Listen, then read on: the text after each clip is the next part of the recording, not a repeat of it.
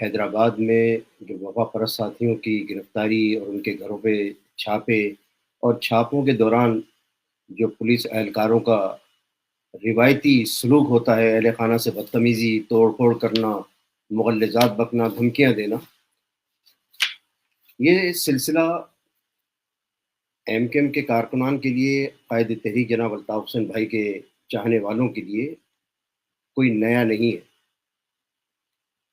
الطاف بھائی کے چاہنے والے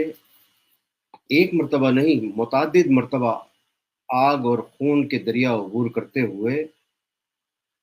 مہاجر قوم کے حقوق کی جد و جہد کرتے چلے آ رہے ہیں۔ ظلم اور جبر کا، چھاپے گرفتاریوں کا کوئی بھی ہتھ کنڈا الطاف بھائی کے چاہنے والوں کو، بالخصوص الطاف بھائی کا قلعہ، الطاف بھائی کے شہر حیدرآباد کے کارکنان اور ہمدردوں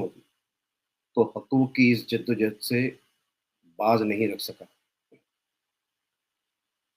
ہوا کیا ہے؟ سب سے پہلے تو آپ کے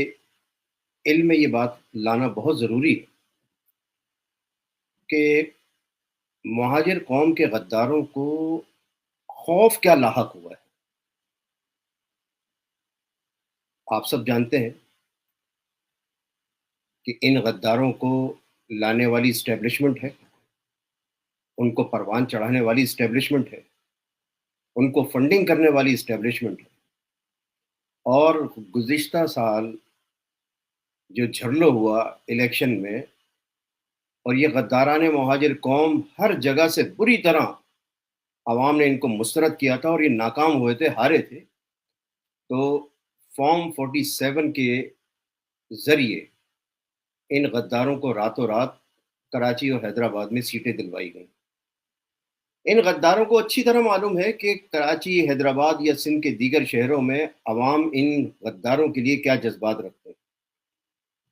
تو جیسے جیسے قائد تحریک جناب الطاف حسین بھائی کی پیش گوئیاں سامنے آتی رہیں کہ 25 جنوری کے بعد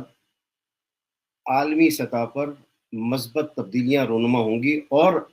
ہم سب نے دیکھا